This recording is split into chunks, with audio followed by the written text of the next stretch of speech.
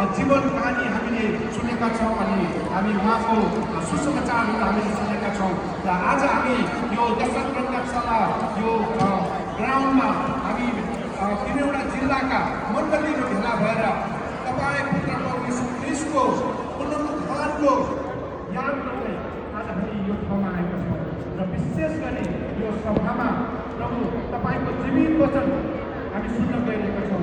हाम्रो पास्टर कुमार छेत्रीलाई तपाईँको हातमा राख्दछौँ। पवित्र आत्माको अगुवाई दिनुहोस् र आजको वचन जो पढिएको छ त्यो वचनबाट उहाँले प्रकाश पार्नमा पवित्र आत्मा तपाईँले उहाँमा भइकन बोल्नुहोस् भनी हामी प्रार्थना गर्दछौँ र हामी सुन्नेलाई पनि तपाईँले सहायता गर्नुहोस्। आज यो दशरथ रङ्गशालामा जुन यो पुनरुत्थान महोत्सवको जुन सभा भइरहेको छ यसमा सायद हुन सक्छ धेरैको जीवन परिवर्तन हुनेछ अनि कतिजनाले प्रभु यीशुलाई मुक्तिदाता जीवित परमेश्वर भनेर विश्वास गरेको छैन भने आजको वचनले उहाँलाई त्यो वचनले छुनेछ र हृदय खोल्नेछ र आजको दिन उहाँको लागि ऐतिहासिक दिन हुनेछ र उहाँले प्रभु यीशुमा विश्वास गरेर उद्धार र मुक्ति पाउनेछ, पापबाट मुक्ति पाउनेछ र प्रभु अनन्त जीवन पाउनेछ।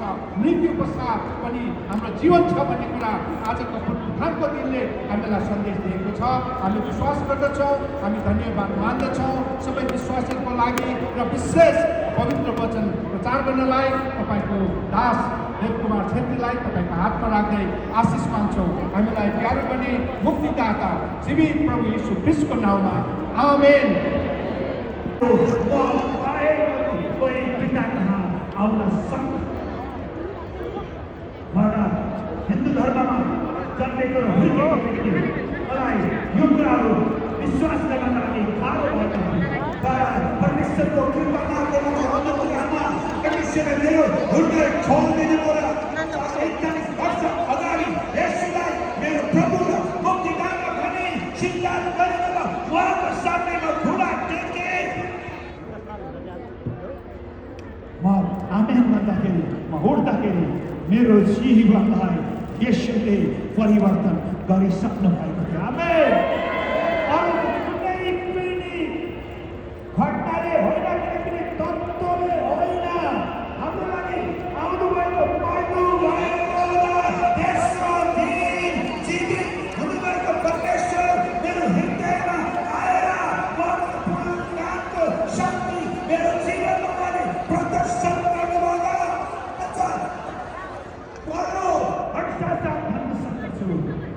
वहाँ मभित्र जीवित हुनुहुन्छ र यसले प्रमाणित गर्दछ कि साँच्चै नै येशू लौरी उठेर हामीलाई बदल्नु भएको छ, परिवर्तन गरेको छ।